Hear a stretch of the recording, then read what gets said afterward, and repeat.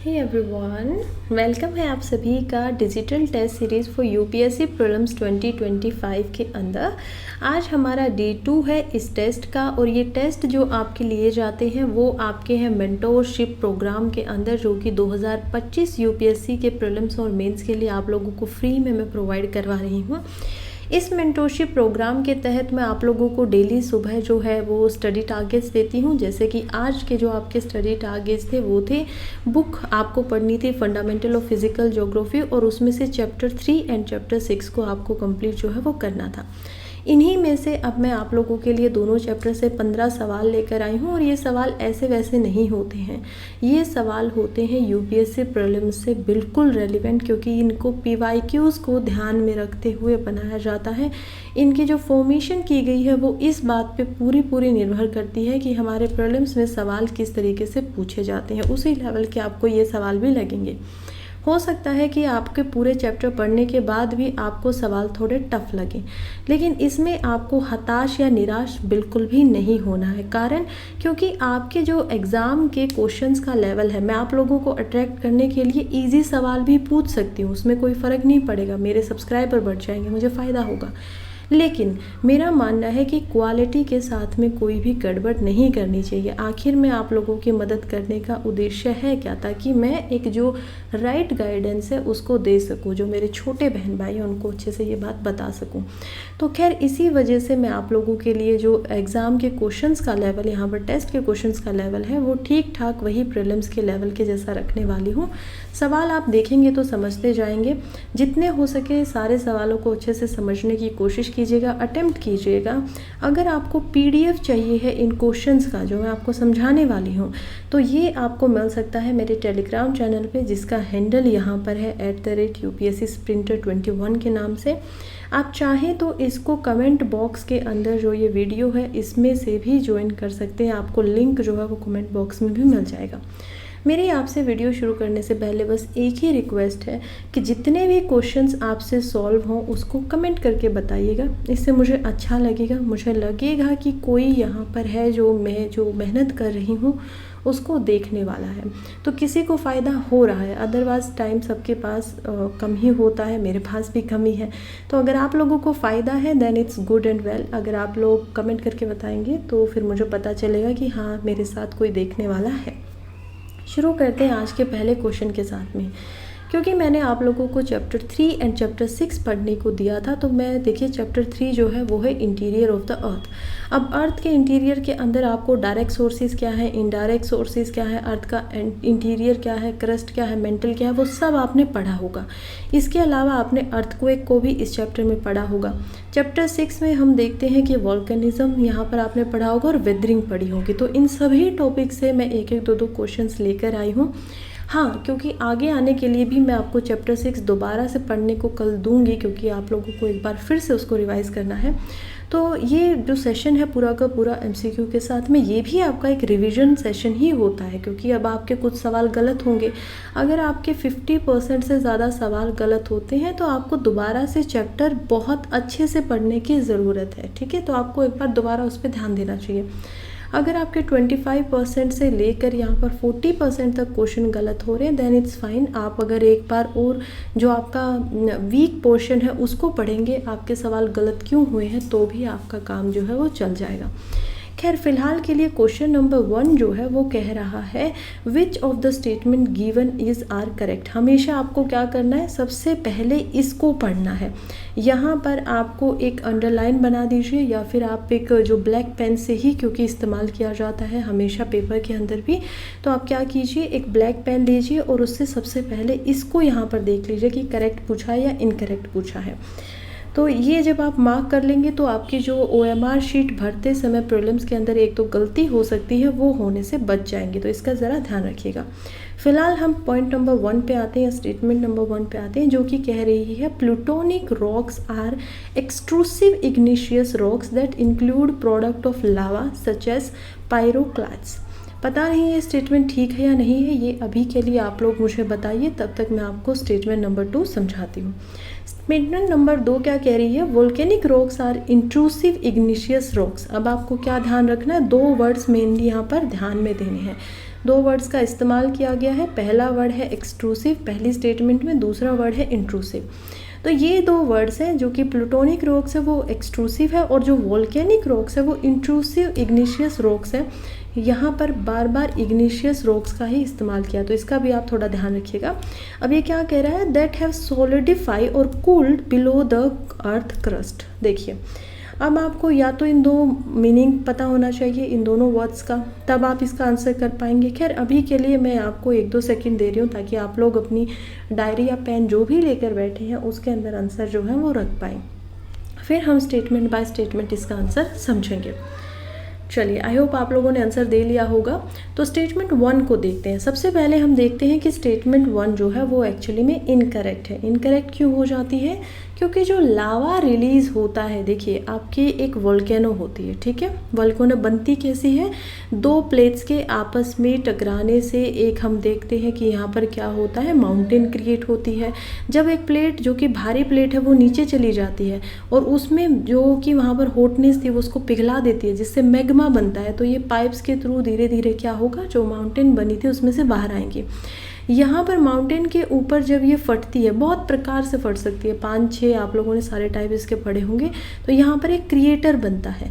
तो ये जो नीचे है धरती के नीचे और जो रॉक के अंदर है वो क्या है, मैग्मा है। जब ये बाहर निकलती है तो इसमें से वाटर वेपर भी निकल जाता है। इसमें से हम देखते हैं कि किस प्रकार से यहाँ पर जो बात हो रही है प्रायोक्लास्ट की वो भी निकलते हैं। और मैंने बहुत सोच के ये क्वेश्चन आप लोगों के लिए बनाया है, क्यों बनाया है वो भी मैं आपको समझाती हूँ। खैर इसके अलावा गैसेस भी बाहर निकलती हैं और जो ये मैग्मा बाहर निकलेगा, क्योंकि इसमें से बहुत सारी चीज़ें बाहर जा चुकी है ना, वाटर वेपर अलग हो गया है, गैसेस अलग हो गई हैं। अब जो बचता है वो बच जाता है लावा, जो कि काफ़ी ज़्यादा यहाँ पर गर्म होता है, हॉट होता है। तो ये होता है वोल्केनो का स्ट्रक्चर। अब जो लावा रिलीज़ हो रहा है वोल्केनिक इरप्शन के समय में, और ख़ास करके जब वो कूल हो जा रहा है, तो वो बनता है इग्नियस रॉक। अब यहाँ पर आपको रॉक साइकिल भी पता होनी चाहिए। रॉक जो होती है 3 तरीके की, हम मेनली रॉक्स को यहाँ पर देख पाते हैं।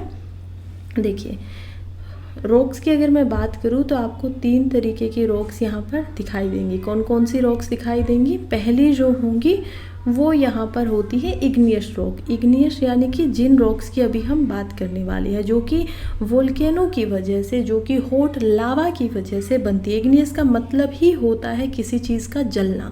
तो किसी चीज़ के जलने की वजह से जो रॉक बनी हो वो क्या होगी, इग्नियस होगी। दूसरी यहाँ पर होती है सेडिमेंट्री रॉक। अब सेडिमेंट्री रॉक्स कौन सी होती हैं, जो सेडिमेंट से बनती है। सेडिमेंट्स का क्या मतलब है, सेडिमेंट्स का मतलब होता है कोई टुकड़े या कोई चीज़ जब इकट्ठी हो जाए एक तरीके से, तो वो इकट्ठा होकर जब प्रेशर और हीट की वजह से अपना आपको चेंज करती है तो क्या हो जाती है, सेडिमेंट्स हो जाते हैं।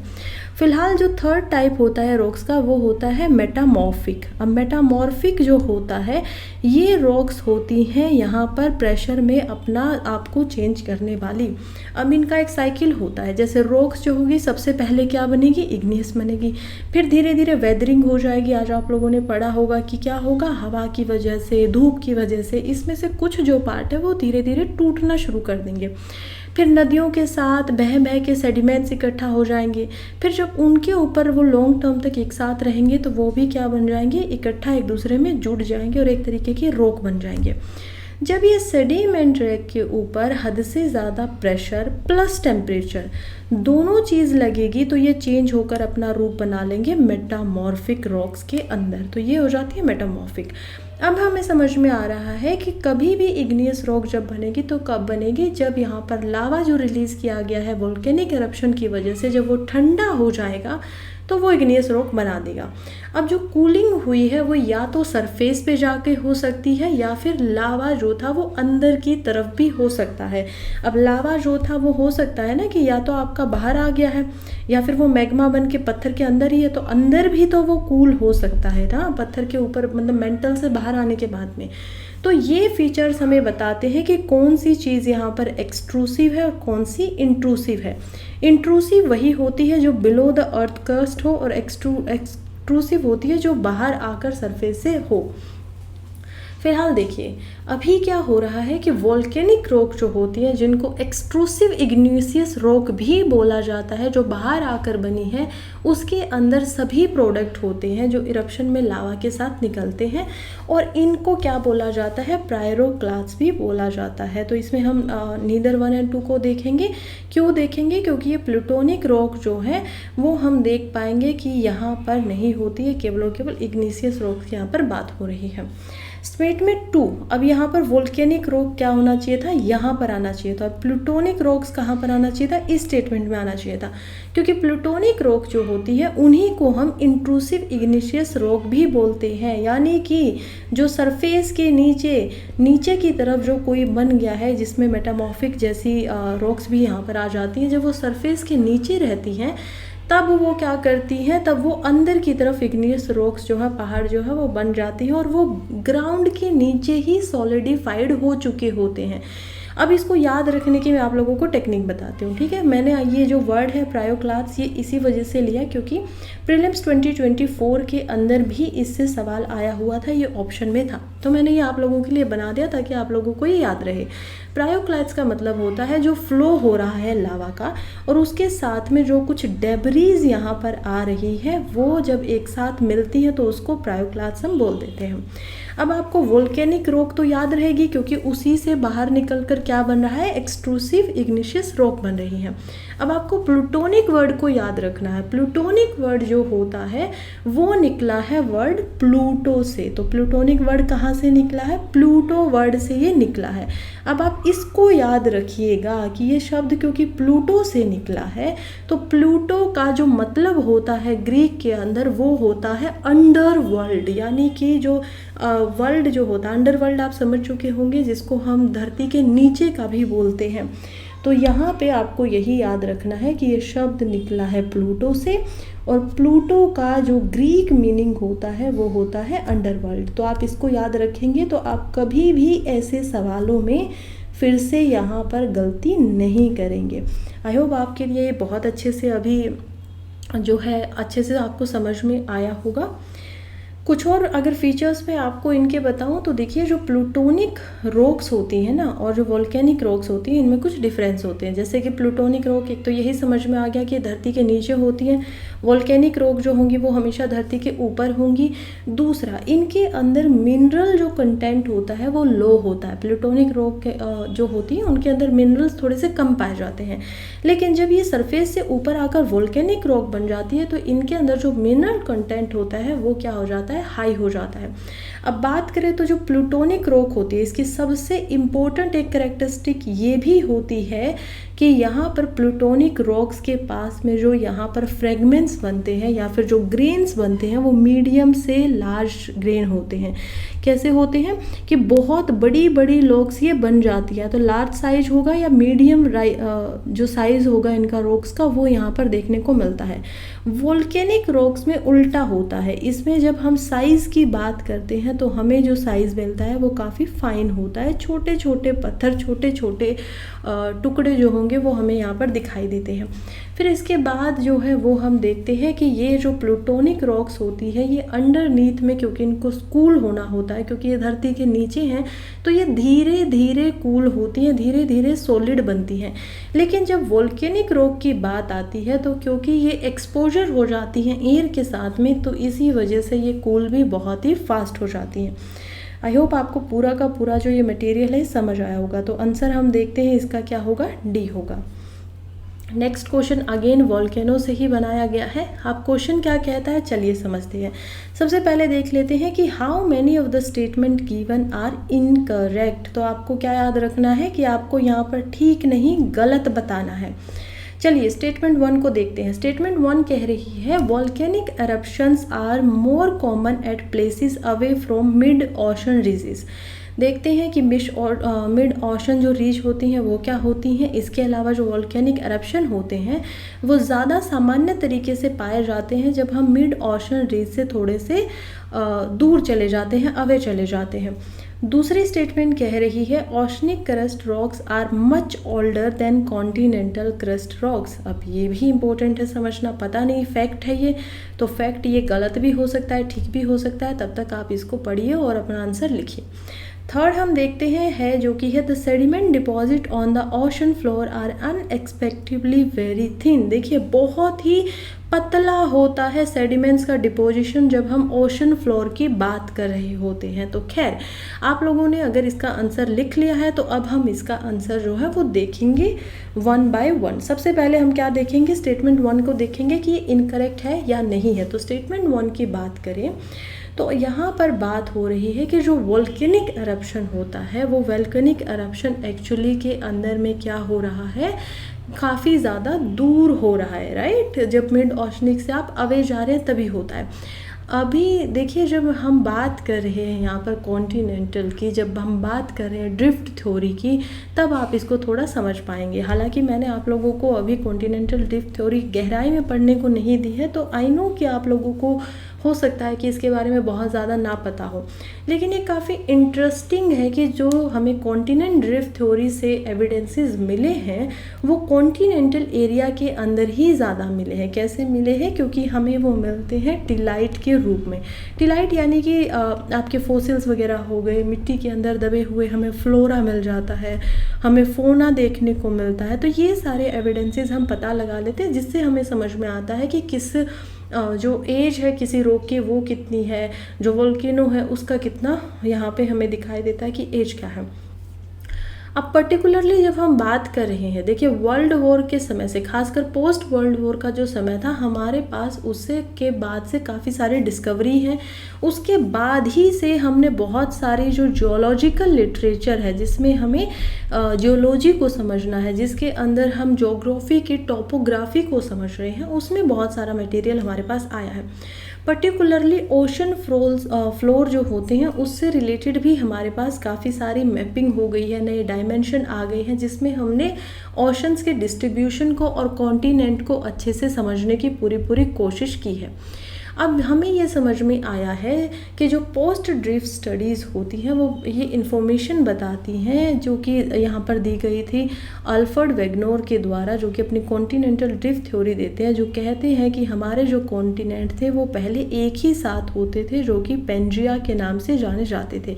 इसके चारों तरफ क्या था, सी था। सभी के सभी जो 7 उपमहाद्वीप एक उपमहाद्वीप और जो 7 कॉन्टिनेंट्स है हमारे महाद्वीप हैं, वो सब क्या होते थे, एक साथ जुड़े हुए होते थे। लेकिन धीरे धीरे ये प्लेट्स क्या हो गई, अलग हो गई। प्लेट्स क्या होती हैं, देखिए अर्थ को आप ज़रा समझिए, ये हमारी अर्थ है। अर्थ को जब आप बहुत सारे टुकड़ों में बांट सकते हैं, आज आपने इंटीरियर समझा होगा तो क्रस्ट को आप जानते होंगे, राइट। सबसे पहले जो हमारा होता है वो कितना होता है, 7 से यहाँ पर हम 35 to 40 किलोमीटर तक का इसको देख पाएंगे। क्रस्ट की मोटाई होती है 7 से 35 किलोमीटर के बीच में। इसके बाद आपका मेंटल आता है जो कि 2 भागों में बटा हुआ है, अपर मेंटल और लोअर मेंटल। फिर आपका कोर आता है जो कि आउटर कोर होता है, और लास्ट में आता है इनर कोर। अब जब हम कर्स्ट की बात कर रहे हैं यहाँ पर, तो कर्स्ट के ऊपर हमें समझ में आता है कि हमारी जो अर्थ का कर्स्ट है वो अलग अलग प्लेट्स में बटा हुआ है। प्लेट्स यानी कि आपको ये गोल प्लेट दिखाई दे रही है, सपोज कीजिए आपने प्लेट को गिरा दिया और उसके कुछ टुकड़े हो गए। अब क्योंकि ये टुकड़े एक दूसरे से दूर और पास आ रहे हैं, इनके पास ज़्यादा स्पेस है नहीं इधर से उधर जाने का, तो थोड़ा थोड़ा हिलते रहते हैं, राइट। यही होती है प्लेट्स। अब हमारे जो कॉन्टिनेंट्स है, जैसे हमारी क्या प्लेट है, इंडिया की अगर हम बात करें तो इंडियन प्लेट है।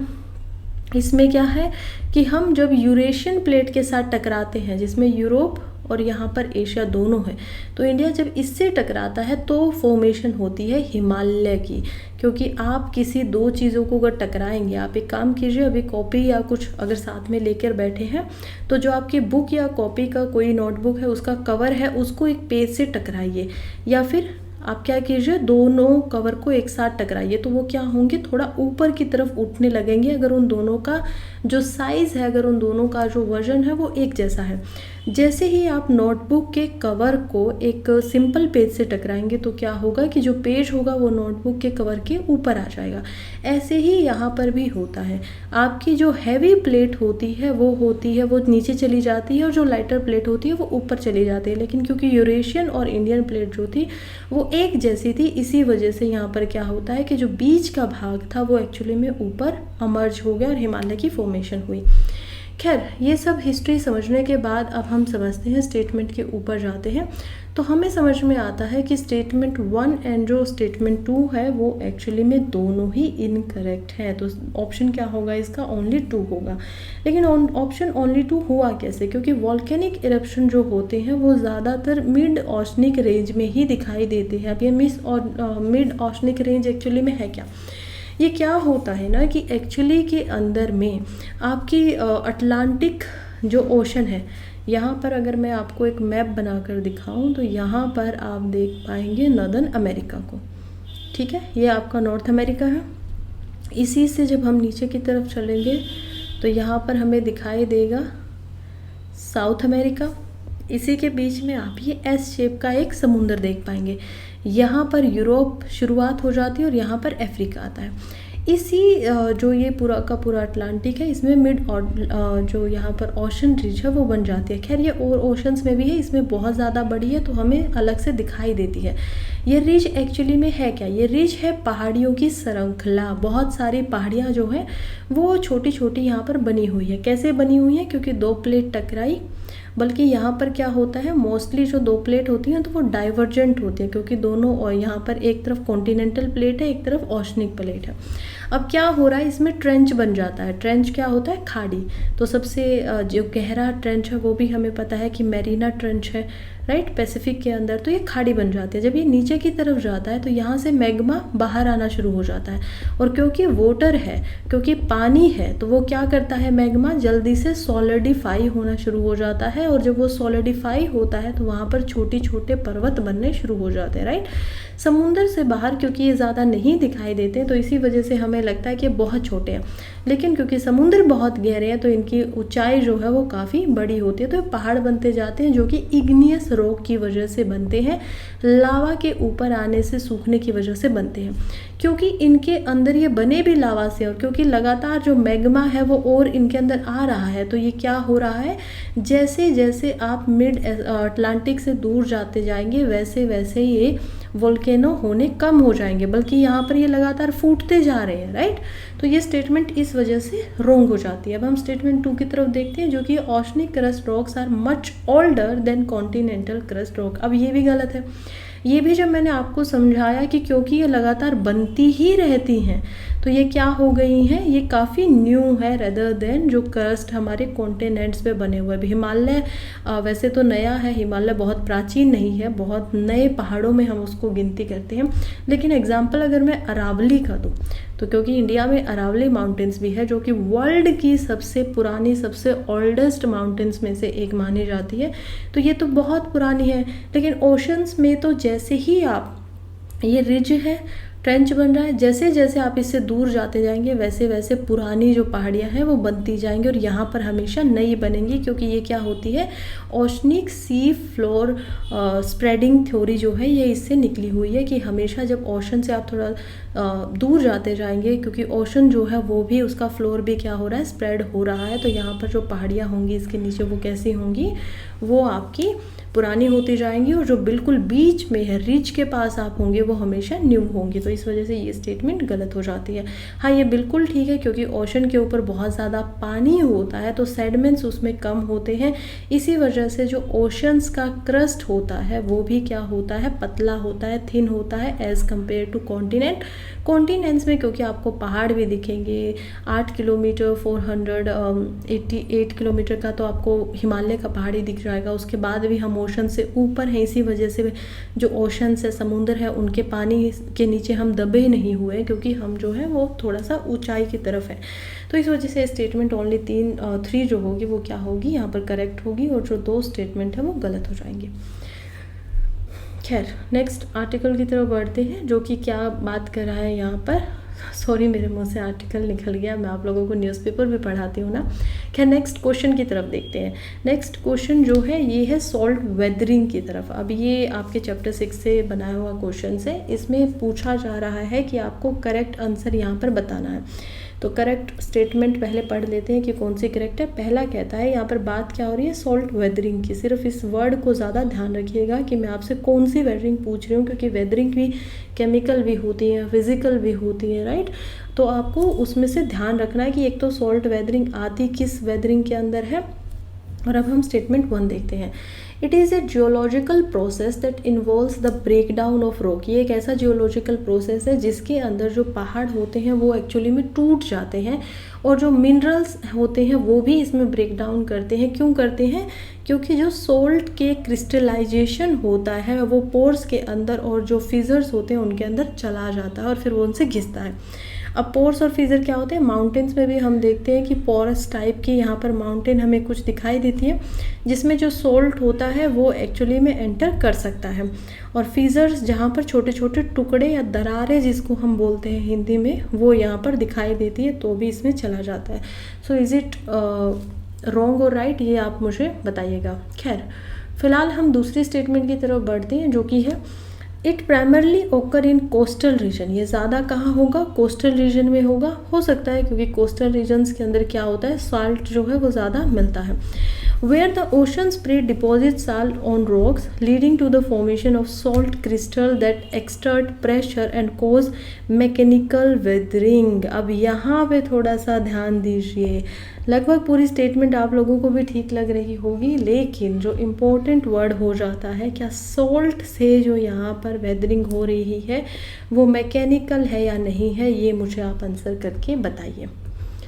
खैर आप लोगों ने समझ लिया होगा, तो अब हम आंसर को देखते हैं। देखिए इसका जो आंसर होने वाला है वो होने वाला है स्टेटमेंट ए ओनली, यानी कि 1 ओनली, क्योंकि स्टेटमेंट 2 जो है वो गलत है। ये बात तो सच है कि सोल्ट से वेदरिंग होती है, इसमें तो कोई शक है ही नहीं एक्चुअली के अंदर में, लेकिन स्टेटमेंट 2 इनकरेक्ट क्यों हो जाती है?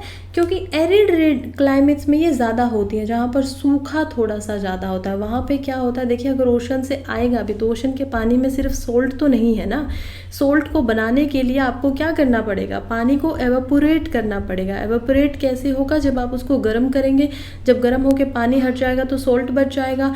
लेकिन अब ये क्या होता है कि जहाँ पर वैसे ही सूखा टेम्परेचर होता है वहाँ पर हम क्या देखते हैं कि प्राइमरली यहाँ पर हम लोगों को दिखाई देता है कि गर्मी की वजह से पानी जो होता है वो वेपर्स बन के उड़ जाता है, और यहाँ पर जो बचा हुआ सोल्ट है वो रॉक्स के अंदर, पोर्स के अंदर क्रिस्टल बन रह जाता है, और उसके बाद वो ग्रेजुअली वेदरिंग और डिसइंटीग्रेशन करना शुरू कर देता है। तो खैर मैंने आप लोगों को यहाँ पर फंसाने के लिए इस वर्ड का इस्तेमाल किया। ये मैकेनिकल वेदरिंग में ही आता है। केमिकल वेदरिंग के अंदर हम और जो केमिकल्स होते हैं उनको हम देख पाएंगे। फिलहाल के लिए आपका जो आंसर है वो क्या होता है, स्टेटमेंट 1। नेक्स्ट क्वेश्चन जो है इसकी तरफ बढ़ते हैं, जो कि बात कर रहा है इंटरमोंटेन प्लेट्यूज़ के बारे में। अब ये इसमें हमें क्या बताना, करेक्ट बताना है। अगेन जो प्लेट्यूज़ होते हैं मोस्टली हमें पता है कि वोल्केनिज्म की वजह से ही बने होते हैं, इसी वजह से ये वर्ड जो है मैं आप लोगों के लिए लेकर आई हूँ।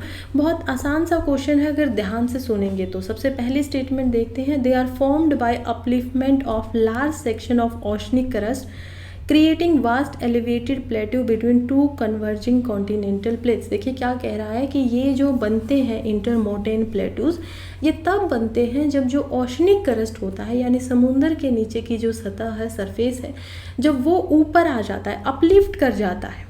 ठीक है, यहाँ तक आपको समझ में आया। उसके बाद ये कह रहा है कि इसकी वजह से जो एलिवेटेड प्लेटू होता है, जो बाहर की तरफ निकल गया तो क्या बन गया, प्लेटू हो गया। प्लेटू का मतलब क्या होता है, जो इस तरीके का दिखाई देता हो, पहाड़ की तरह ऐसे ऊपर की तरफ नुकीला ना हो।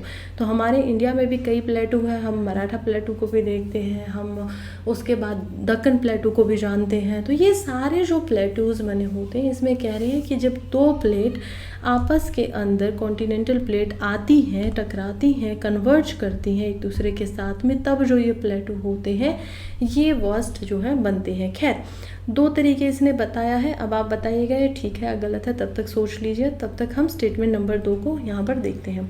This plateaus are characterized by numerous active volcanoes and lava plateaus. ठीक है कि इनके कुछ जो गुण होते हैं, करेक्टर होते हैं, उसमें काफ़ी सारे एक्टिव वॉल्केनीज होते हैं। अब ये इंपॉर्टेंट है, यहाँ पर एक शब्द का क्या इस्तेमाल किया है, एक्टिव वॉल्केनीज का यहाँ पर इस्तेमाल किया है। लावा प्लेटूज भी ये बोले जाते हैं।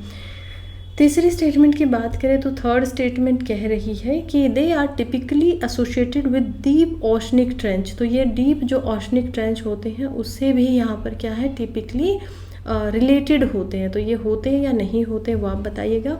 And there formation is primarily influenced by collision of oceanic and continental plate. तो जो ओशनिक और कॉन्टिनेंटल प्लेट जब आपस में टकराती हैं तब प्लेट्यूज बनते हैं। देखिए, इसमें से करेक्ट बताना था और इसमें मैंने आप लोगों को 4 ऑप्शन दिए गए हैं। स्टेटमेंट सुन के आप लोगों को शायद आंसर किसी का ठीक हो गया होगा, किसी का गलत हो गया होगा, लेकिन मैं आंसर बताती हूँ। इसका आंसर होगा ऑप्शन डी। क्यों होगा ऑप्शन डी, अब उसको समझ लेते हैं। स्टेटमेंट 1 क्यों गलत हो जाती है, क्योंकि इंटरमोटेन प्लेट्यूज जो होते हैं वो एक्चुअली में ओशनिक क्रस्ट के अपलिफ्ट होने से नहीं बनते हैं। आप सोच कर देखिए, एक समुंदर का क्रस्ट ऊपर कैसे आ सकता है? क्या पूरा का पूरा समुद्र का पानी ही सूख गया है क्या? तो वो अपलिफ्टमेंट से तो नहीं बनेंगे। इंस्टेड ये कैसे बनते हैं, ये बनते हैं एक्चुअली में जब डिफॉर्मेशन होता है कॉन्टिनेंटल क्रस्ट के ऊपर, जब कॉन्टिनेंट्स या तो ऊपर की तरफ अपलिफ्ट हो जाते हैं और उसके आसपास का एरिया नीचे की तरफ रह जाता है। इसीलिए तो हमें प्लेट्यूज समुद्र में दिखाई नहीं देते ना। प्लेट्यूज की जगह में क्या दिखाई देता है, आइलैंड्स दिखाई देते हैं। आइलैंड्स भी कैसे बनते हैं, आइलैंड्स को भी हम देखते हैं वॉल्केनोज की वजह से या फिर जो और ऐसी गतिविधियां उनकी वजह से वो बन जाते हैं। तो प्लेट्यूज जो है वो हमेशा आपको वर्ल्ड के कॉन्टिनेंट पे ही मिलेंगे। यही एक कारण हो जाता है यहाँ पर जो ये स्टेटमेंट में ओशनिक क्रस्ट दे दिया गया उसकी वजह से ये गलत हो गया है। अब इंटरमोटेन प्लेट्यूज जो होते हैं यूजुअली वो माउंटेन रेंज के बीच में मिलते हैं। इंटरमोटेन का क्या मतलब है, देखिए आप मोटेन जो शब्द का इस्तेमाल करते हैं ये काफ़ी जगह पे इस्तेमाल होता है, जैसे कि ग्लेशियर्स के बीच में भी इस्तेमाल होता है, जहाँ पर इधर भी पहाड़ है इधर भी पहाड़ है, बीच में यहाँ पर क्या हो रहा है, ग्लेशियर बह रहा है, तो इसको क्या बोलते हैं, लेटरल मोर्टेन बोला जाता है। उसके पीछे जो है यहाँ पर बीच में जो होता है, जो सेडिमेंट्स आ जाते हैं उसको हम मीडियम मोरेन बोलते हैं, और जो यहाँ पर लास्ट में आ जाते हैं उसको हम बोलते हैं कि ये क्या है, ये तो टर्मिनेटिंग मोरेन है, बिल्कुल ख़त्म होने वाला है। तो आप याद रखिएगा कि यहाँ पर इंटर मोटेन का सीधा सा मतलब है, मोटेन से मतलब है यहाँ पर 2 रॉक 2 पहाड़ होते हैं और उनके बीच के अंदर जब कोई प्लेटू बन जाता है तो वो क्या बन जाता है, वो इंटर मोटेन प्लेटू कहलाता है। अब हम देखते हैं हाइयर एलिवेशन पे, ज़्यादा ऊंचाई पे ही ये ज़्यादा मिलेंगे। एग्जाम्पल की बात करूँ तो इसमें आपको तिब्बतन जो प्लेटू है एशिया के अंदर वो देखने को मिलेगा कि किस तरीके से इधर हिमालयाज़ भी है, उधर चाइना की तरफ भी आप जाएंगे तो वहाँ पर भी पहाड़ों को देख पाएंगे। तो यहाँ पर क्या है, तिब्बतन प्लेटू यानी तिब्बत का जो प्लेटू है एशिया में वो इसका एक एग्जाम्पल है। साथ ही में जो कोलोराडो प्लेटू है यूनाइटेड स्टेट्स का, वो भी यहाँ पर क्या है, एग्जाम्पल है इंटरमोटेन प्लेटू का।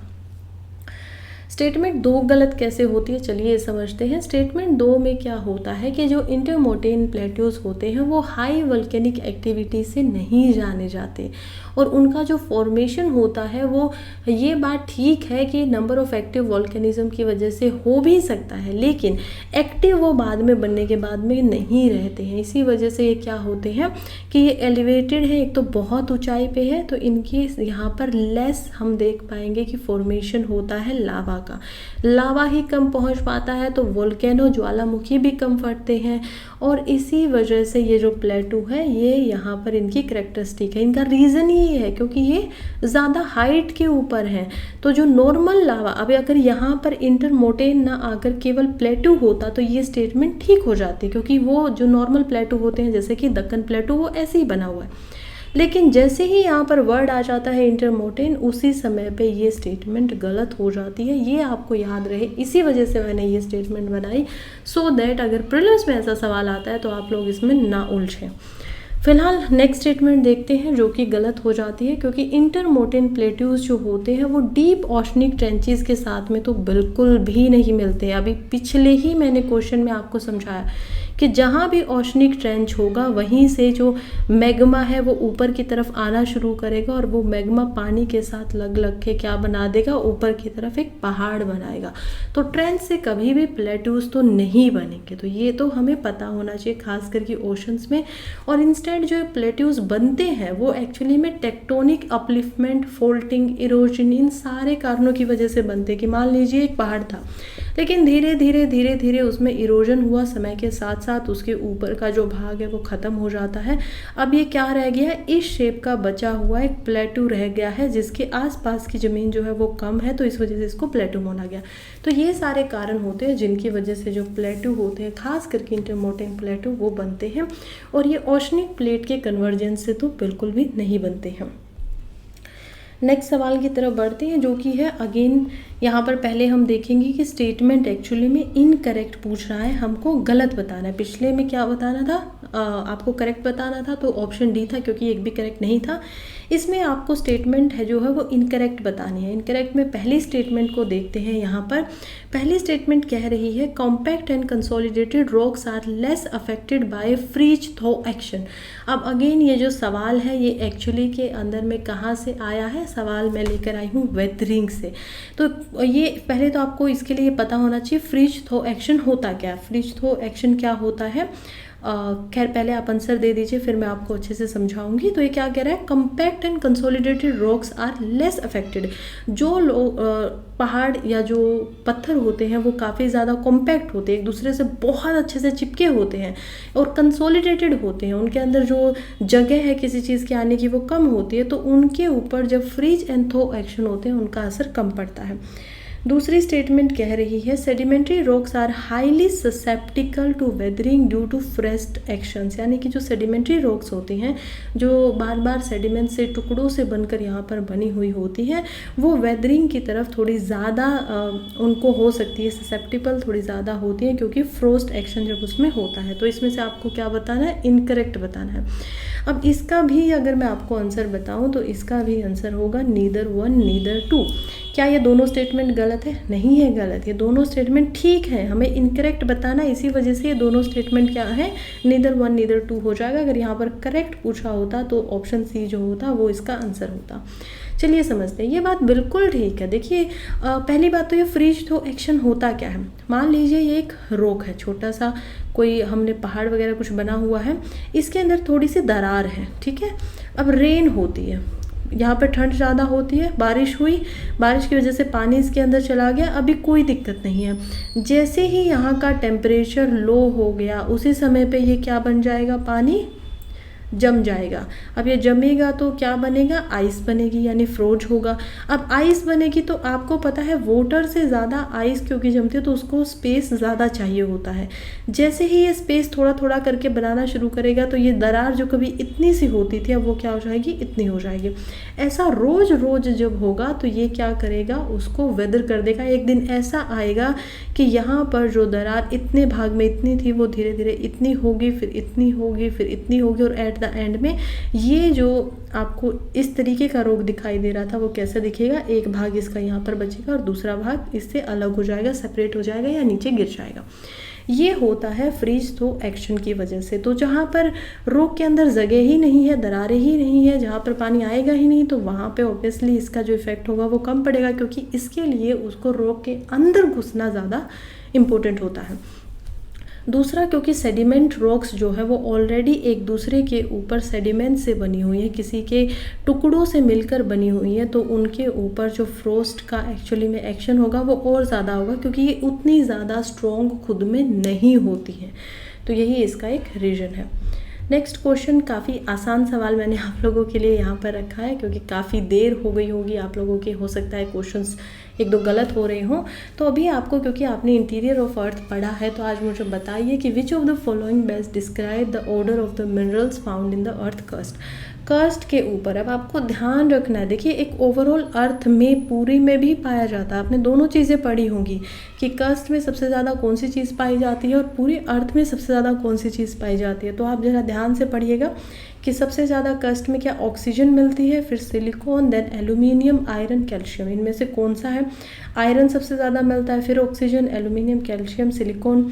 सी हम देखेंगे silicon, iron, oxygen, calcium, aluminium. D silicon, oxygen, iron, calcium, aluminium. इनमें से कौन सा ऑप्शन है, ये आपको ठीक करना ही पड़ेगा। इसको अगर आप ठीक नहीं करेंगे तो गलत बात है, फिर आपने बहुत ज़्यादा अच्छे से जो चैप्टर था वो नहीं पढ़ा है। मैंने आपको पहले ही यहाँ पर बता दिया है कि मैं सिर्फ और सिर्फ कर्स्ट की यहाँ पर बात कर रही हूँ, मैं ओवरऑल अर्थ पे आपको नहीं पूछ रही हूँ। खैर, इसके आंसर अब मैं बताऊँ तो इसका आंसर होगा ऑप्शन ए। ऑप्शन ए इसका आंसर कैसे हो जाता है, चलिए ज़रा समझते हैं। ऑप्शन ए इसका आंसर इस वजह से हो जाता है क्योंकि वेरियस टाइप ऑफ एलिमेंट्स जो है वो अर्थ के ऊपर मिलते हैं। खासकर जब हम बात करें क्रस्ट की, यानी कि आउटर लेयर ऑफ अर्थ की, तो यहाँ पर हमें जो सबसे ज़्यादा एलिमेंट्स मिलते हैं वो सॉलिड होते हैं। और जब हम अर्थ के जैसे जैसे अंदर जाते जाते हैं तो हमें मोल्टन जो होते हैं, यानी कि जो लिक्विड और हॉट मिनरल्स और एलिमेंट्स होंगे वो ज़्यादा मिलेंगे, राइट। हम देख पाते हैं ये मेंटल के अंदर। खैर, फिलहाल ओवरऑल 8 एलिमेंट्स ऐसे हैं जिसमें सबसे ज़्यादा ऑक्सीजन यहाँ पर पाई जाती है। उसके बाद सिलिकॉन जो है वो सबसे ज़्यादा क्रस्ट पे मिलेगा। फिर हमें एल्यूमिनियम सबसे ज़्यादा मिलता है, फिर आयरन सबसे ज़्यादा मिलता है, उसके बाद कैल्शियम मिलता है। कैल्शियम के बाद भी अगर मैं आपको बताऊं तो सोडियम आपको मिलेगा, यहाँ पर मैंने 5 दिए थे, 8 मिलते हैं। उसके बाद आपको पोटेशियम मिलेगा, उसके बाद यहाँ पर आपको मैग्नीशियम मिलेगा। और ये सारे के सारे 8 एलिमेंट मिलकर लगभग 98% जो अर्थ का क्रस्ट है उसको बनाते हैं। रिमेनिंग जो 1.4% होता है उसमें टाइटेनियम मिलता है, हाइड्रोजन मिलता है, फॉस्फोरस मिलता है, अगेन जो मैंगनीज होता है वो मिलता है, यहाँ पर सल्फर मिलता है, कार्बन, निकल और अदर एलिमेंट्स जस्ट 1.4% में ही पाए जाते हैं। मेजर एलिमेंट्स की अर्थ के क्रस्ट पे बात करूं तो अगेन हमें पता है कि यहाँ पर सबसे ज़्यादा ऑक्सीजन है जो कि 46.60% पाई जाती है। उसके बाद सिलिकॉन जो कि 27.72% पाया जाता है। खैर, अगर मैं आपसे ओवरऑल सिर्फ अर्थ पूछ लेती तब आप क्या बताते, तो आप बताते कि आयरन जो होगा वो सबसे ज़्यादा मिलेगा। सिलिकॉन यहाँ पर 3rd नंबर पर चला जाता है। अगेन यहाँ पर एल्यूमिनियम भी काफ़ी ज़्यादा मात्रा में मिलता है। तो ये आपको यहाँ पर याद रखना है, ये फैक्ट हो जाता है। बिल्कुल ईजी सवाल है। ऐसे सवाल एक्चुअली में ये PYQ ही है क्योंकि ऐसे सवाल प्रीलिम्स में पूछा है, तो मैंने सोचा आप लोगों से भी पूछूं कि आपको ये फैक्ट याद है या नहीं है। नेक्स्ट क्वेश्चन की तरफ बढ़ते हैं जो कि है अगेन सरफेस ऑफ अर्थ से ही, इंटीरियर ऑफ अर्थ की ही हम बात कर रहे हैं। तो सवाल आपसे पूछा है इनकरेक्ट कि आपने इनमें से गलत को बताना है। तो पहली स्टेटमेंट कहती है the unevenness of the earth surface is attributed to the movement of earth crust. जो अनइवननेस हमें दिखाई देती है, यानी कि कहीं पे पहाड़ है, कहीं पे ओशन है, कहीं पे हम प्लेटूज देख पाते हैं, कहीं पे हम खाड़ियाँ देख पाते हैं, तो ये सारी चीज़ों का कारण जो है वो है अर्थ के क्रस्ट की मूवमेंट, यानी कि अर्थ का जो हमारा क्रस्ट है वो घूमता रहता है, मूव करता रहता है, इसी वजह से ये सब है। स्टेटमेंट 2 यहाँ पर कहती है exogenic forces contribute only to the degradation of relief features. Exogenic forces क्या होती हैं, जो बाहरी यहाँ पर दबाव लग रहे हैं। सो जो एक्सोजेनिक फोर्सेस होती हैं वो केवल और केवल जो रिलीफ फीचर्स है, यानी कि अर्थ के ऊपर जो फीचर्स है उनको डिग्रेड करती है। बाहर से जो फोर्स लगती है, जिसमें ग्रेविटी भी आ जाती है, इसमें विंड भी आ जाती है, इसमें सन की रेज भी आ जाती है, यहाँ पर रेनफॉल भी आ जाता है, तो ये सब क्या कर रहे हैं, प्रेशर भी यहाँ पर आ जाता है विंड की वजह से, ये सब केवल और केवल उनको ख़राब करें, डिग्रेड करें। 3rd स्टेटमेंट कहती है human activities have no impact on the earth surface. ये तो खैर हो ही नहीं सकता, ह्यूमंस सब कुछ तो कर लेते हैं तो उनका इम्पैक्ट कैसे नहीं होगा। तो अब आपको बताना है। अब हमें ये स्टेटमेंट आराम से समझ में आ गई है कि स्टेटमेंट 3 तो नहीं है, स्टेटमेंट 3 नहीं होती है, तो ऑटोमेटिकली तीनों के तीनों ऑप्शन यहाँ से हट जाते हैं। इसको बोलते हैं यहाँ पर जो एलिमिनेशन टेक्निक होती है वो। खैर, मुझे आप लोगों को क्वेश्चन ही नहीं कराने हैं, सब कुछ सिखाना है, इसी वजह से सवाल जो है आप लोगों के लिए लेकर आया गया है। अब क्योंकि आप इसको आराम से एलिमिनेट कर सकते हैं, अब आपको चाहे पहली दूसरी स्टेटमेंट का पता ना भी हो, फिर भी यहाँ पर जो आंसर होगा वो आप लोगों को समझ में आ जाएगा। नेक्स्ट आर्टिकल की तरफ क्वेश्चन की तरफ हम बढ़ते हैं जो कि है with reference to mineral found on earth which of the following statement are correct. जो मिनरल्स पाए जाते हैं अर्थ के ऊपर, उनमें से कौन सी स्टेटमेंट यहाँ पर ठीक है। देखिए सबसे पहले जो स्टेटमेंट है वो क्या बात कर रही है, स्टेटमेंट कह रही है the element on earth crust are primarily formed in the original form, यानी कि जो ओरिजिनल फॉर्म होती है उसी के अंदर वो पाए जाते हैं। फॉर एग्जांपल गोल्ड की हम जब बात करें तो गोल्ड जो होगा वो अपनी ओरिजिनल फॉर्म में ही मिलेगा, जैसे गोल्ड हम आजकल पहनते तो वैसा का वैसा मिलेगा। आयरन की बात करें तो वो भी वैसा ही मिलेगा। जब हम बात करें यहाँ पर निकल वगैरह की, तो ये सब एग्जांपल मैं इसलिए दे रही हूँ ताकि आप लोगों के लिए इसको समझना आसान हो जाए और आंसर आप दे पाए। दूसरी स्टेटमेंट हम देखते हैं, single element minerals are not found on earth, यानी कि सिंगल एलिमेंट हम या तो वो ओरिजिनल में मिलेंगे। अब ये क्या है, कॉन्ट्राडिक्टरी स्टेटमेंट्स है। पहली कह रही है कि वो अपनी ओरिजिनल फॉर्म में ओरिजिनल में है तो सिंगल ही मिलेंगे, खास करके गोल्ड वगैरह जैसे हैं। हाँ ये बात सही है कि स्टील ओरिजिनल में नहीं मिल सकता, क्योंकि उसको हम आयरन के साथ में उसका जो ऑक्साइड वगैरह है उसको ब्राउन वगैरह को मिलाकर बनाते हैं। तो यहाँ पे या तो ये स्टेटमेंट ठीक होगी या ये स्टेटमेंट ठीक होगी। तीसरी पढ़ते हैं जो कि hot magma in earth interior is primary source of all the minerals. क्या ये स्टेटमेंट ठीक लग रही है आप लोगों को, बताइएगा। ऑप्शन डी कह रहा है mineral lakhs definite physical and chemical properties, यानी मिनरल्स के अंदर कुछ फिजिकल एंड केमिकल प्रॉपर्टीज़ की कमी होती है। ये एक्चुअली में आसान क्वेश्चंस में हम इसको रख सकते हैं। क्यों रख सकते हैं, क्योंकि देखिए सबसे पहली बात तो पहली स्टेटमेंट की तरफ देखते हैं तो हमें समझ में आता है ये स्टेटमेंट रॉन्ग है। क्यों रॉन्ग हो जाती है, क्योंकि रेयरली ऐसा होता है कि अर्थ के क्रस्ट पे कोई भी एलिमेंट या तो अलोन हो। दूसरी बात, यहाँ पर हमेशा जो अर्थ के ऊपर हमें केमिकल या जो भी मिनरल्स मिलते हैं वो मिक्स्ड फॉर्म में हमेशा मिलते हैं, तो उनकी जो ओरिजिनल फॉर्म है उसमें तो वो पाए नहीं जाते हैं। फिर उसके बाद हम देखते हैं यहाँ पर सिंगल एलिमेंट भी एक्चुअली के अंदर नहीं मिलते। वही तो मैं बता रही हूँ ना कि मिक्स्ड फॉर्म में ज़्यादा मिलते हैं, या तो 2 मिनरल मिलेंगे या फिर उससे ज़्यादा यहाँ पर एलिमेंट मिलेंगे मिनरल्स के साथ में। जैसे कि एग्जांपल अगर मैं आपको इसका में दूँ तो क्या दे सकती हूँ, सिल्वर जो होता है वो हम देखेंगे कि हमेशा गोल्ड वगैरह के साथ में ही पाया जाता है। ऐसे ही सल्फ़र, कॉपर, ग्रेफाइट वगैरह ये सब क्या है, कम मिलते हैं। लेकिन हाँ कभी कभी ये जो सिंगल एलिमेंट्स हैं वो मिल भी जाते हैं, ऐसा भी नहीं होता है कि एक भी नहीं मिलेगा। गोल्ड यूजुअली सिंगल ही मिल जाता है, ग्रेफाइट हमेशा सिंगल ही मिल जाता है। तो ये 2-4 ऐसे एलिमेंट्स हैं जो सिंगल भी मिलते हैं, तो इस वजह से हम क्या करेंगे कि इसको भी यहाँ पर गलत मान लेंगे। थर्ड स्टेटमेंट की तरफ बोलते हैं जो कि hot magma in earth interior is primary source of all mineral. ये स्टेटमेंट बिल्कुल यहाँ पर ठीक हो जाती है, क्योंकि जो बेसिक सोर्स होता है सभी मिनरल्स का वो एक्चुअली में हॉट मैग्मा ही है, जो पृथ्वी के इंटीरियर के अंदर में है। जब मैग्मा कूल होता है और उससे क्रिस्टल्स बनते हैं तब हमें मिनरल्स अपीयर होते हैं, और एक सिस्टमेटिक सीरीज़ हम मिनरल्स की तब वहाँ पर ढूंढ पाते हैं, जैसे कि कोल यानी कि कोयला, पेट्रोलियम, नेचुरल गैस, ये सारे के सारे जो ऑर्गेनिक सब्सटेंसेस हैं ये हमें solid, liquid and gaseous form के अंदर यहाँ पर मिल पाते हैं। नेक्स्ट क्वेश्चन की तरफ हम बढ़ गए हैं जो कि है how many of the above are direct sources of the information about the interior of the earth. यानी कि बहुत इजी सवाल ये रखा गया है कि इंटीरियर ऑफ द अर्थ जो है उसके डायरेक्ट सोर्सेज आपको बताने। अगेन ऐसा सवाल प्रीलिम्स में पूछा जा चुका है, तो इसको इतना भी आसान मानने की गलती ना करिएगा। आप लोगों ने पढ़ा ही होगा डायरेक्ट इनडायरेक्ट सोर्सेज क्या होते हैं। पहले स्टेटमेंट देखिए, मीटियोराइड्स जो होते हैं क्या वो डायरेक्ट सोर्सेज हैं। दूसरा यहाँ पर सरफेस रॉक है। थर्ड स्टेटमेंट है लावा फ्रॉम द वोल्केनिक एरप्शंस। फोर्थ है यहाँ पर rock from mining area. Fifth है सेस्मिक एक्टिविटीज़। तो यहाँ पर आपको बताना है कि इनमें से कितने डायरेक्ट सोर्सेज जो है वो हमें मिलते हैं।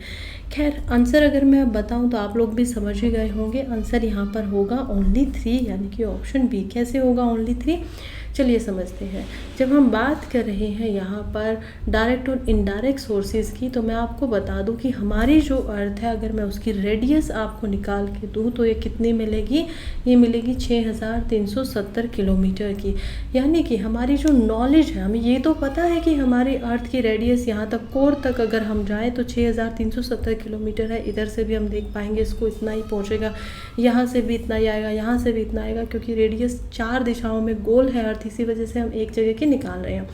लेकिन हमारी जो नॉलेज है वो बहुत ही लिमिटेड है। लिमिटेड क्यों है? क्योंकि हम बहुत गहरा यहाँ पर गड्ढा जो है वो आज तक बना ही नहीं पाए हैं। मेरिना ट्रीच लगभग यहाँ पर 12 किलोमीटर तक का है, वो खुद में नेचुरल है। हम जैसे जैसे अर्थ के अंदर जाते जाते हैं वैसे वैसे अर्थ की टेम्परेचर जो है वो बढ़ता जाता है। इसी वजह से आज तक रशिया जो है वो अपना काम करने में लगा हुआ है और हम आज तक 8 किलोमीटर से ज़्यादा नहीं पहुंच पाए थे। लेकिन रशिया खैर प्रोजेक्ट उन्होंने चलाया हुआ है 15 किलोमीटर का। ये कुछ करंट अफेयर से रिलेटेड मैं आप लोगों को बता रही हूँ फिलहाल।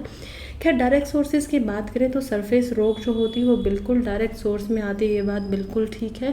फिर कुछ डीप ओशन ड्रिलिंग प्रोजेक्ट किए गए हैं, इंटीग्रेटेड ओशन ड्रिलिंग प्रोजेक्ट किए गए हैं जहाँ पर हम ड्रिल कर रहे हैं, माइन कर रहे हैं। फिर जो लावा निकल कर आता है क्योंकि वो हमारे सामने है, डायरेक्टली हम उसको देख पाते हैं, तो वो भी यहाँ पर डायरेक्ट सोर्स हो जाता है। रॉक्स जो माइनिंग एरिया से निकल कर आती हैं वो भी यहाँ पर डायरेक्ट सोर्सेज हो जाती हैं। लेकिन इनडायरेक्ट सोर्सेज क्या है? मेटेरोइड्स, जो कि आपको हो सकता है कि लगे कि यहाँ पर डायरेक्ट सोर्स है, लेकिन वो एक्चुअली के अंदर में क्या होता है, इनडायरेक्ट सोर्स होता है। मिट्योर्स होते हैं वो लोग, उसको हम बाहर आने के बाद में फिर उसको काटते हैं। फिर हम ये सोचते हैं कि क्योंकि यूनिवर्स जो है यूजुअली वो एक जैसा ही बना होगा, एक ही मटेरियल से बना है, तो हो सकता है कि जो मिट्योर का स्ट्रक्चर है वैसा ही हमारी अर्थ का भी स्ट्रक्चर हो अंदर से। वो हम इनडायरेक्टली समझने की कोशिश कर रहे हैं। सिस्मिक एक्टिविटीज़, क्या आप वेव्स को देख पाते हैं? नहीं देख पाते। हम इनको मेजर कर पाते हैं सेस्मिकोग्राफ के ऊपर, लेकिन ये भी हम कैसे कर पा रहे हैं? तो अर्थ के अंदर ही तो है ना, तो जहाँ से आप अपनी जो मूवमेंट्स को समझ पा रहे हैं, अर्थक्वेक वगैरह कैसे हो पा रहा है, उन्हीं सेस्मिक एक्टिविटीज़ को रखा जाता है इनडायरेक्ट सोर्सेज के अंदर में। तो यहाँ पर क्या है, कौन कौन से डायरेक्ट सोर्सेज है? सरफेस, उसके बाद लावा एंड ये 4, तो ये 3 ऐसे हैं। और उसके अलावा जो ये 2 बचे हुए हैं ये यहाँ पर इनडायरेक्ट सोर्सेज की कैटेगरी के अंदर आते हैं।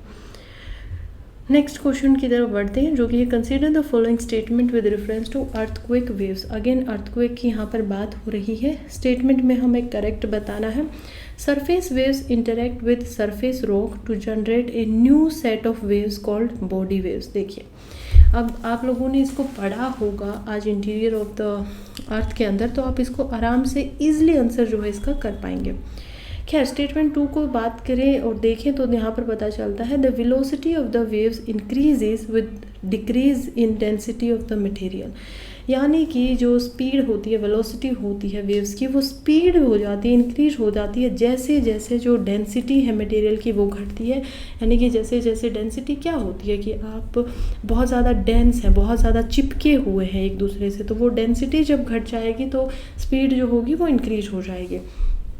करेक्ट यहाँ पर ऑप्शन जो है वो बताना है। खैर करेक्ट ऑप्शन की जब हम बात करते हैं तो मैं आपको बता दूं कि यहाँ पर ऑप्शन डी जो है वो आंसर होगा, क्योंकि दोनों ही स्टेटमेंट गलत है। कैसे गलत हो जाती है चलिए वो समझते हैं। स्टेटमेंट 1 को समझाने से पहले अर्थक्वेक जो होता है वो एक्चुअली में लिथोस्फीयर के अंदर होता है, ये आप लोगों को पता है, राइट। तो लिथोस्फीयर क्या होता है? क्रस्ट का और जो एथनोस्फीयर वाला एरिया है उसको हम लिथोस्फीयर बोलते हैं।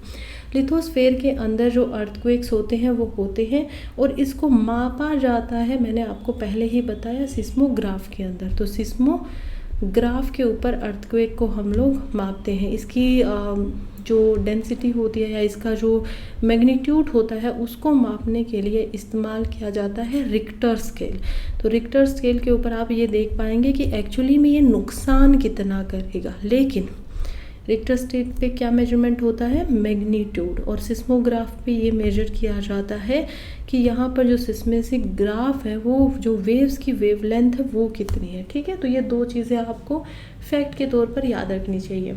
अब अर्थ की वेव्स जो होती हैं बेसिकली 2 तरीके की होती हैं। एक होती है अर्थ वेव्स की, हम यहाँ पर बात कर रहे हैं, तो अर्थ वेव्स की जब बात करते हैं तो ये 2 टाइप्स की होती हैं। एक होती है आपकी बॉडी वेव्स, यानी कि जो अर्थ के अंदर रहेंगी, और दूसरी होती हैं आपकी सरफेस वेव्स, यानी कि जो अर्थ के सरफेस के ऊपर, सतह के ऊपर ही यहाँ पर चलती हैं। जब हम बात करते हैं बॉडी वेव्स की, तो बॉडी वेव्स को भी हम 2 पार्ट में बांट सकते हैं, जिसमें प्राइमरी और सेकेंडरी आ जाती हैं, और सरफेस वेव्स तो एस वेव्स यहाँ पर जानी जाती हैं, ये एक ही तरीके की होती हैं।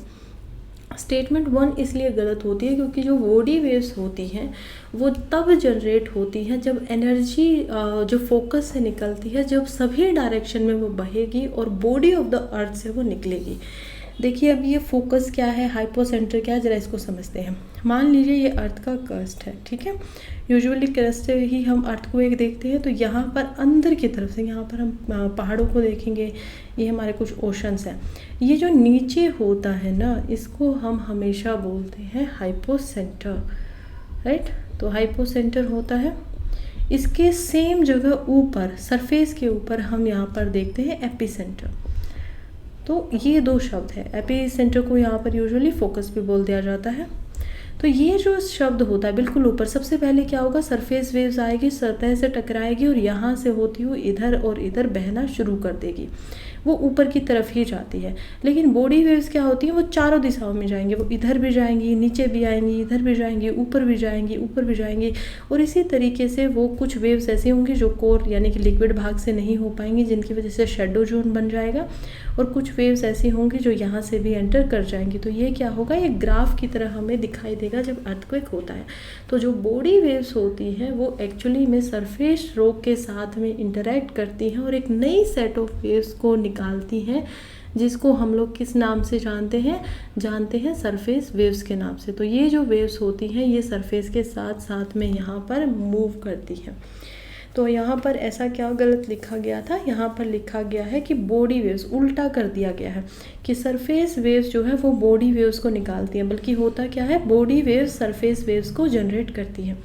स्टेटमेंट 2 देखते हैं, the velocity of waves increase with decrease in density of the material. ये क्यों गलत हो जाता है, क्योंकि जो वेलोसिटी होती है वेव्स की उसमें चेंज आता है, ये सच बात है। लेकिन जब वो अलग अलग मटेरियल में अलग अलग डेंसिटीज़ में ट्रैवल करती है तब वो चेंज देखने को मिलता है। और जितना डेंस मटेरियल होता है उतनी ही हायर उसकी वेलोसिटी होती है। तो ये उल्टा हो गया है, यहाँ पर डिक्रीज़ की जगह इंक्रीज़ आएगा और इसी वजह से यहाँ पर ये स्टेटमेंट क्या हो जाती है, गलत हो जाती है। ये कुछ फैक्ट्स थे जो आप लोगों को याद रखने ही पड़ेंगे, क्योंकि इसमें या तो आप इसको समझ के चलने की कोशिश कीजिए या आप इनको याद रखिएगा। खैर इनकी डायरेक्शन भी बदल जाती है जब ये रिफ्लेक्ट और रिफ्रैक्ट करती है, वो डिपेंड करता है कि सामने कौन सा ऐसा मटेरियल जो है वो आ रहा है। नेक्स्ट क्वेश्चन की तरफ बढ़ते हैं, जो कि यहाँ पर बात कर रहा है इवोल्यूशन ऑफ द अर्थ से। तो ये सवाल मैं इसी वजह से लेकर आ गई हूँ, लास्ट के सवाल पे ऑलमोस्ट हम पहुँचने वाले हैं। तो ये इस वजह से लेकर आई हूँ ताकि आपने जो पहला चैप्टर और सेकंड चैप्टर पढ़ा है उसमें से आपको कितना याद है वो आप यहाँ पर मुझे बता पाएँ। तो खैर अभी इसको क्या करना है, which one of the following depicts the correct chronological order of the above event from past to present. यानी सबसे पहले क्या हुआ और उसके बाद में क्या हुआ, आपको उस क्रम अनुसार इनको यहाँ पर लगाना है कि कौन सी स्टेटमेंट पहले आएगी, कौन सी उसके बाद आएगी। चलिए देखते हैं। सबसे पहले यहाँ पर बोल रहे हैं कि जैसे जैसे अर्थ हमारी बन रही थी उसमें सबसे पहले फोटोसिंथेसिस होता है। दूसरी स्टेटमेंट बोलती है loss of primordial atmosphere of the earth, यानी कि जो शुरुआत का हमारा वातावरण बना था वो ख़त्म हो गया।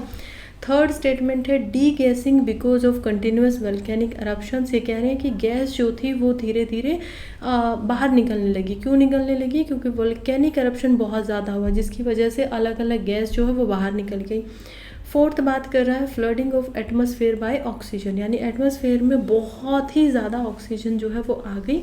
और फिफ्थ बात कर रहा है फॉर्मेशन ऑफ ओशंस यहाँ पर हुए। तो आप ही याद करिए उस थ्योरी को कि जब अर्थ हमारी बन रही थी, जब उसका एवोल्यूशन हो रहा था, तो उस समय में सबसे पहले क्या हुआ था और उसके बाद हम कैसे गए थे। खैर आंसर बताऊं तो इसका जो आंसर होगा वो होगा स्टेटमेंट सी। कैसे होगा चलिए समझते हैं। देखिए यहाँ पर 3 स्टेजेस हैं जब हम बात कर रहे हैं इवोल्यूशन ऑफ अर्थ की। तो जब हम इवोल्यूशन ऑफ अर्थ के बारे में बात करते हैं तो हमारे पास 3 स्टेजेस है, राइट। कौन कौन सी 3 स्टेजेस है, सबसे पहले तो क्या होता है, जो प्रीमोर्डियल एटमॉस्फेयर है वो यहाँ से धीरे धीरे ख़त्म हो जाता है। तो ये क्या है, फर्स्ट स्टेज होती है। उसके बाद में जो अर्थ का हॉट इंटीरियर है वो सेकंड स्टेज के अंदर कंट्रीब्यूट करता है यहाँ पर एटमॉस्फेयर को बदलने में। तो क्योंकि हॉट इंटीरियर था, वोल्केनो बाहर आ रहा है, उसके बाद अलग अलग गैसें आ रही हैं। और फाइनली हमारा जो यहाँ पर अर्थ होगा उसके ऊपर फोटोसिंथेसिस होगी, क्योंकि ऑक्सीजन के बिना वो मतलब ऑक्सीजन निकालेगा, कार्बन डाइऑक्साइड लेगा, तभी तो वो यहाँ पर फोटोसिंथेसिस कर पाएगा ना। तो ये 3 स्टेज सबसे पहले हमें होती है। अब हम ऑप्शन वाइज चलते हैं। देखिए जब अर्ली एटमॉस्फेयर बन रहा था, जब हम अर्ली एटमॉस्फेयर बिल्कुल शुरुआत के वातावरण की बात कर रहे हैं, तो उसमें केवल 2 ही केसेस थे। कौन कौन सी गैसेस थी अर्ली एटमॉस्फेयर के अंदर? तो जो प्रीमोर्डियल एटमॉस्फेयर था उसमें एक्चुअली के अंदर यहाँ पर हाइड्रोजन प्लस हीलियम, दो ही गैसेस ज़्यादा हमें दिखाई देती थी। अब ये जो दो गैस थी इनके सहारे तो जीवन यहाँ पर पनप सकता नहीं था।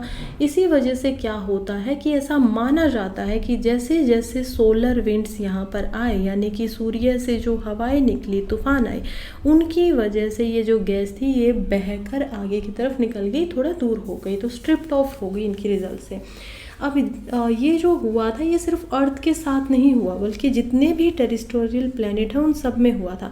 कल ही मैंने आप लोगों को बताया कि हमारा जो सोलर सिस्टम है उसमें सबसे पहले सन होता है एज ए स्टार की तरह, उसके बाद हम मरकरी को देख पाते हैं, उसके बाद हम यहाँ पर वीनस को देखेंगे, फिर हमारी अर्थ आती है और 4th नंबर पे हमारा मार्स आता है। उसके बाद ये 4 मैंने आपको यहाँ पर बना दिए हैं। इसके बाद हमें जुपिटर दिखाई देता है, सैटर्न दिखाई देता है, यूरेनियस दिखाई देता है और लास्ट में हम नेपच्यून को देख पाते हैं। तो ये जो लास्ट के 4 हमारे ग्रह होते हैं ये होते हैं जोवियन प्लैनेट, या फिर इनको क्या बोला जाता है, गैसियस प्लैनेट भी बोला जाता है।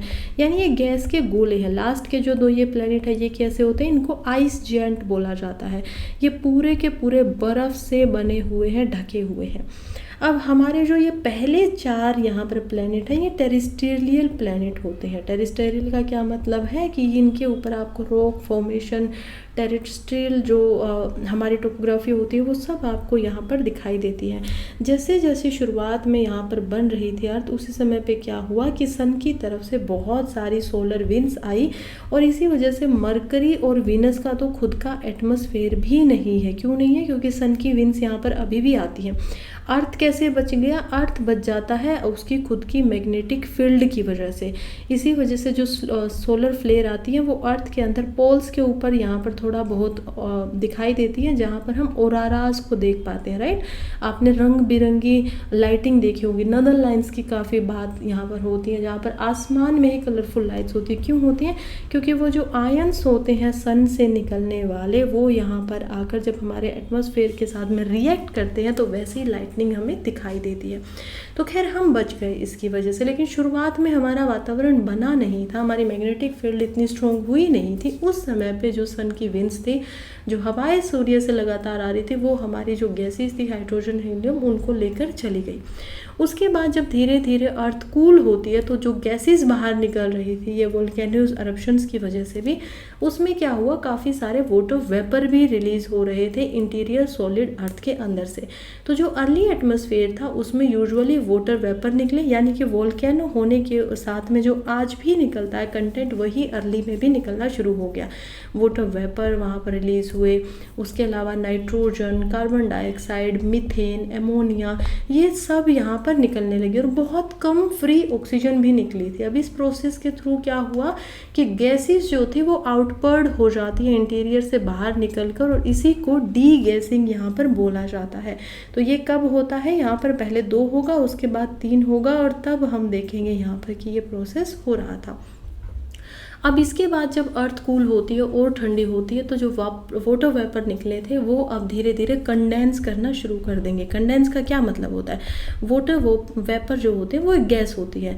जब ये किसी छोटे छोटे डस्ट या पार्टिकल्स को अपने साथ में मिलाना शुरू कर देती है तो ये कंडेंस करके बादल का रूप लेना शुरू कर देते हैं, और जब ये बादल बन जाते हैं, क्लाउड बन जाते हैं, तो उसके बाद में ये H2O होकर क्या हो जाती है, रेन के रूप में वाटर में कन्वर्ट हो जाती है जब ये काफ़ी भारी हो जाता है। तो यही कंडेंसेशन की वजह से ज़्यादा बारिश हुई। बारिश की वजह से हम देखते हैं कि बारिश में कार्बन डाइऑक्साइड डिज़ोल्व होने लगी, जिसकी वजह से वो रेन वाटर के साथ मिलके ओशंस में चली गई। इसी वजह से आज के समय में भी हम मानते हैं कि कार्बन डाइऑक्साइड जो सबसे ज़्यादा है वो कहाँ है? ओशंस के अंदर है। तो अर्थ के जो ओशंस थे वो बनना शुरू हो गए धीरे धीरे। 500 मिलियन साल पहले जब हम जाएंगे तो सबसे पहले क्या होता है, अर्थ के ऊपर अर्थ के समुद्र बनना शुरू हुए थे। फिर लगभग 3800 मिलियन ईयर अगो लाइफ जो है वो बननी यहाँ पर शुरुआत करती है। अब ये कैसे हुई, अब मैं यही बता रही हूँ कि फॉर्मेशन जब हुई थी अर्थ की, जो कि हम देख पाते हैं, तो उसके 500 मिलियन सालों के बाद में समुंदर बने।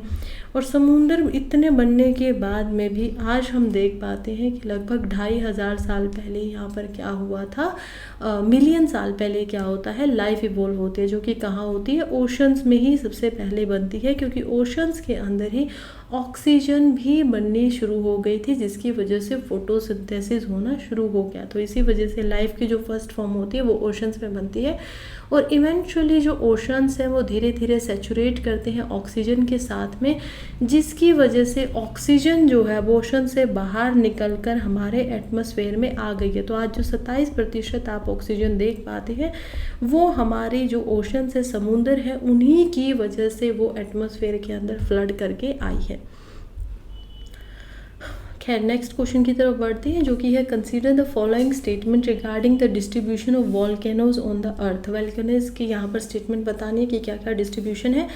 पहली स्टेटमेंट कहती है the circum Pacific belt accounts for more than 2/3 of the world volcanic, यानी कि जो सर्कम पैसिफिक बेल्ट है उसमें 2/3 से ज़्यादा वर्ल्ड की जो ज्वालामुखी हैं वो पाई जाती हैं। दूसरी स्टेटमेंट कहती है the subduction zone in circum Pacific belt result from Pacific oceanic plate converging with the surrounding continental plate, यानी कि जो सबडक्शन जोन है, जो एक चीज़ के नीचे चला जाता है, वो एक्चुअली में जब पैसिफिक ओशन प्लेट मिलती है साथ की कॉन्टिनेंटल प्लेट के, उसकी वजह से बना हुआ है। अब ये सवाल यही पूछा कि इनमें से क्या ठीक है। पहली स्टेटमेंट कहती है कि दोनों ही स्टेटमेंट ठीक है, और स्टेटमेंट 2 जो है वो इसका स्टेटमेंट 1 का कारण है। देखते हैं ये। फिर दूसरी कहती है कि दोनों स्टेटमेंट ठीक है लेकिन स्टेटमेंट 2 स्टेटमेंट 1 का रीजन नहीं है। फिर तीसरी कहती है कि स्टेटमेंट 1 करेक्ट है, स्टेटमेंट 2 इनकरेक्ट है। फोर्थ कहती है statement 1 is incorrect and statement 2 is correct. आप लोग जल्दी से मुझे आंसर बताइए, आप लोग लिखिए कि इसका आंसर क्या है, क्या होने वाला है।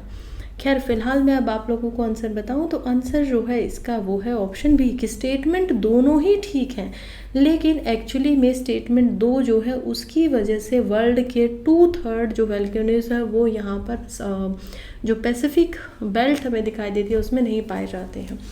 तो ये जो है ये इसका आंसर यहाँ पर बन जाता है।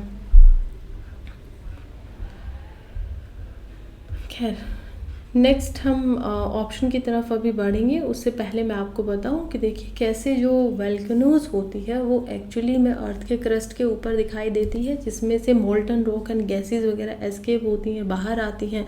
तो स्टेटमेंट 1 जो कि करेक्ट है उसमें हमें क्या समझ में आता है कि जो सर्कम पैसिफिक बेल्ट है, या जो इसी को हम पैसिफिक रिंग ऑफ फायर के नाम से भी जानते हैं। तो पैसिफिक रिंग ऑफ फायर के नाम से कैसे जानेंगे, चलिए इसको ज़रा समझते हैं। ऊपर की तरफ देखते हैं, यहाँ सबसे पहले हमें क्या दिखाई देता है, एक मैप मैं आपको बना के दिखाती हूँ। ये जो मैप है ये है साउथ अमेरिका का मैप, ठीक है। इससे नीचे चलेंगे तो यहाँ पर हम देख पाएंगे नॉर्थ अमेरिका को, कुछ इस तरीके से जुड़ा हुआ आपको दिखेगा।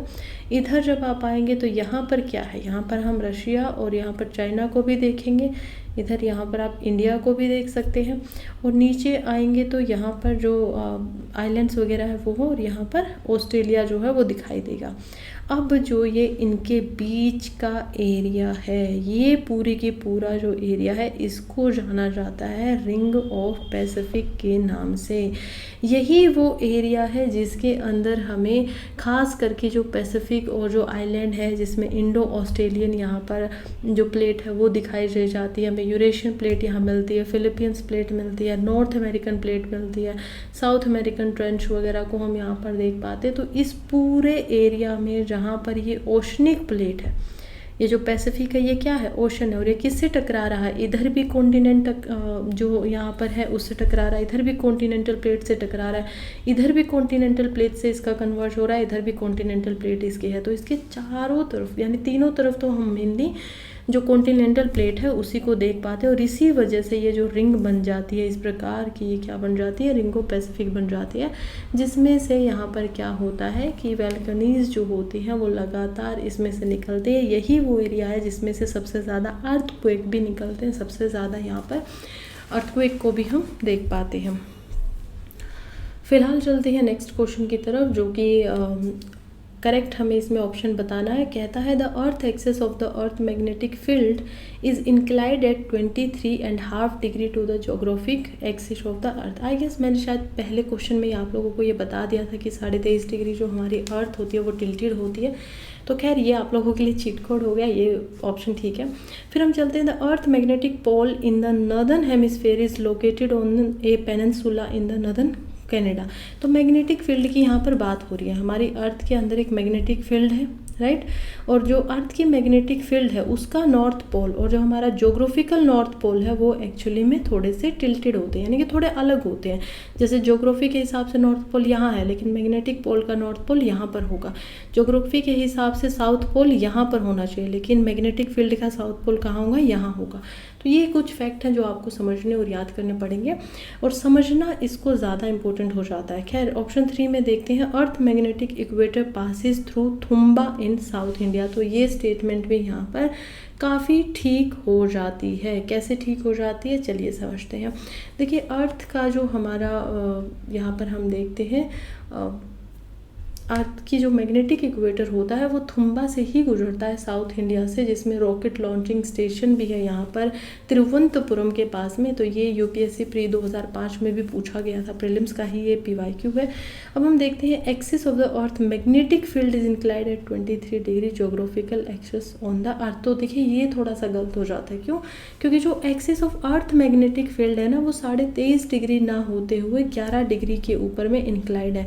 मैंने यहाँ पर मैग्नेटिक फील्ड पहली स्टेटमेंट में नहीं पढ़ा था और मैंने सिर्फ अर्थ को ये मान लिया था कि अर्थ इंक्लाइंड है। ये बात बिल्कुल ठीक है कि हमारी जो अर्थ है वो क्या होती है 23.5 डिग्री के ऊपर में थोड़ी सी टिल्टेड है, यानी कि अर्थ कोई भी गोल चीज़ को अगर आप बनाएंगे तो वो कैसी होगी, ऐसी होगी, राइट। लेकिन हमारी अर्थ थोड़ी सी इस प्रकार से है, वो ओवल शेप में है, और वो अगर मैं यहाँ पर एक वो बनाऊँ तो ये क्या है, थोड़ी सी इस तरफ में टिल्ट किए हुए हमें दिखाई देती है, ऐसे सीधे हमें दिखाई नहीं देती है।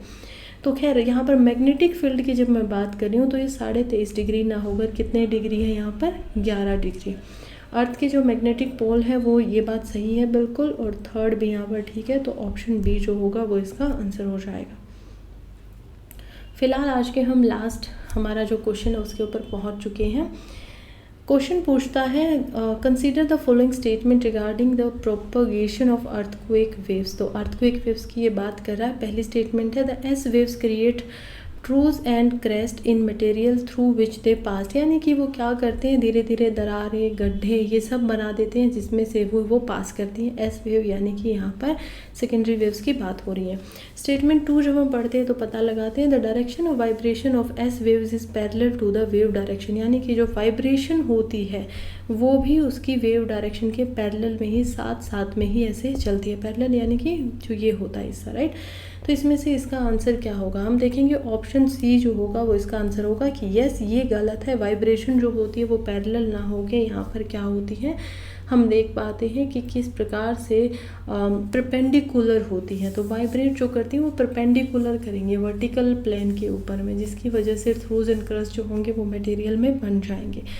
तो खैर इसी वजह से स्टेटमेंट जो 2 है वो रॉन्ग हो जाती है, और स्टेटमेंट 1 यहाँ पर बिल्कुल ठीक है क्योंकि इसके अंदर डिस्ट्रक्टिव पावर होती है। सेकेंडरी और सरफेस वेव्स जो होती हैं ये काफ़ी हद तक हमारी बिल्डिंग्स वगैरह को भी गिराती है। नुकसान जो सबसे ज़्यादा पहुँचाती है वो इन्हीं से होता है। खैर यहीं पे आज का जो आपका टेस्ट है वो ख़त्म होता है। थैंक यू सो मच जो भी अभी तक यहाँ पर बने हुए थे, आप सभी का दिल से बहुत बहुत धन्यवाद। और पढ़ते रहिए, आगे पढ़ते रहिए। कल फिर से आप डे 3 टेस्ट के लिए तैयार रहिएगा। And thank you.